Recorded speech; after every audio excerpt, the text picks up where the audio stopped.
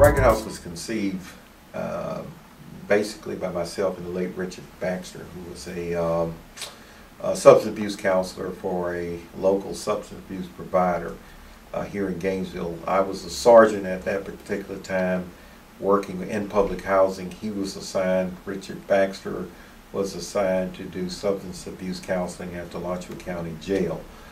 We both realized that we had seen an inordinate amount of young people, and particularly kids of color, that were incarcerated at our jail, and we wanted to do something proactively to stem the tide of those individuals coming into the criminal justice system.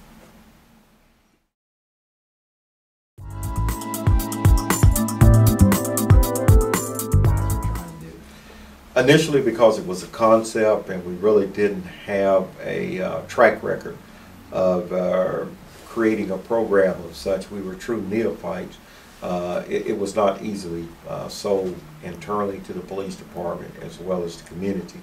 But two groups that said that they knew that we were sincere and allowed us the opportunity to progress, and this was the Black on Black Crime Task Force, which is a local grassroots organization that created to address the causative factors of crime, particularly in the African American community, and come up with results. And the public housing agency, the Gainesville Housing Authority, with the executive director, Mr. John Cherry.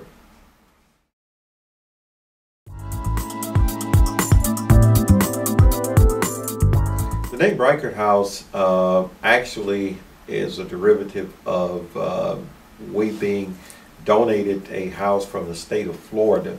A lady by the name of Mrs. Margaret Reichert had passed on, and she willed her property to the state of Florida. The state of Florida used the facility as an outreach center for a number of years, and after they had outgrown their use, they made the house available for the after-school program that myself and Mr. Baxter created. And once we heard her name, we said, well, it is Miss Reichert House, so that's how we got the name of Reichert House.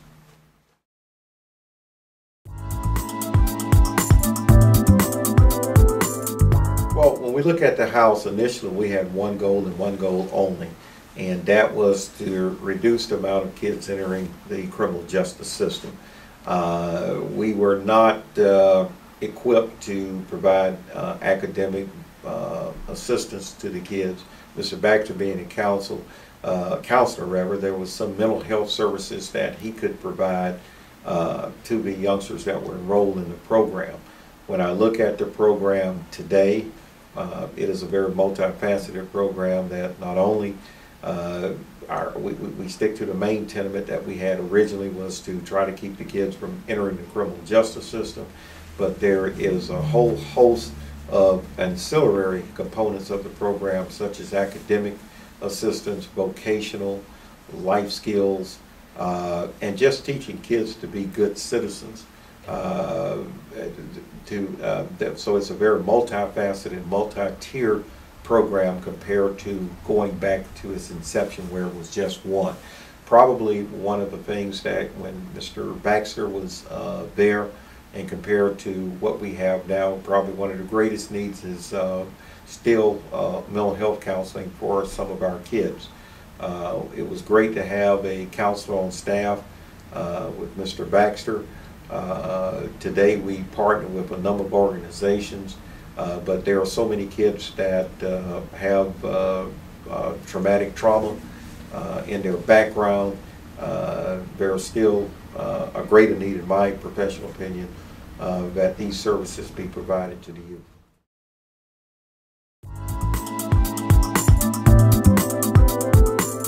One of the first things is Florida, like many other states, suffer from disproportionate minority contact.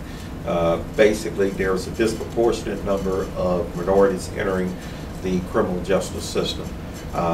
One of the things that I feel that was very positive with the Gainesville Police Department being involved in the inception of this program is that it breaks down barriers between our young people and the police.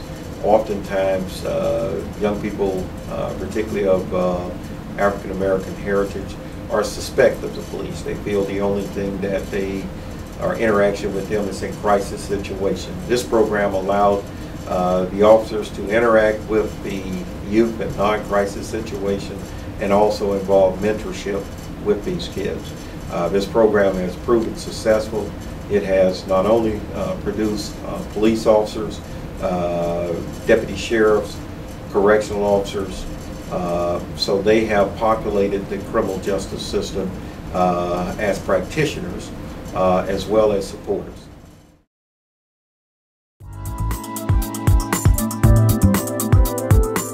It's very important.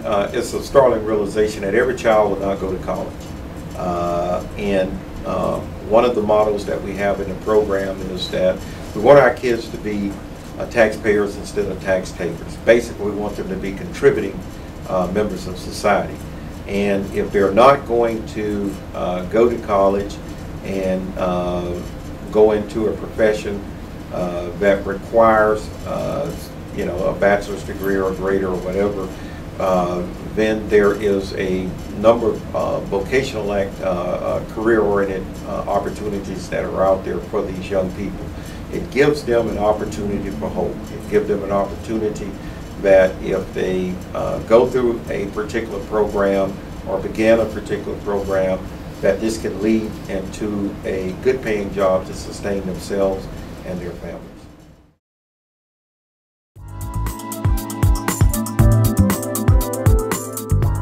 I think the first thing that you would have to do is, if you're a law enforcement practitioner, make sure that you have the support of your agency. But I think even greater is you must have the support of the community. I mentioned earlier the Black on Black Crime Task Force and the Gainesville Housing Authority. This program would not have been possible if it was not from the grassroots contributions of citizens, graduate contributions, citizens, and the support of their organizations to create this. So there need to be a needs study. We kind of did that informally to determine what are the needs. Ask some of the kids as well as some of the members of the organization, and then collaboratively build a program that would fit the community to address the needs of that neighborhood.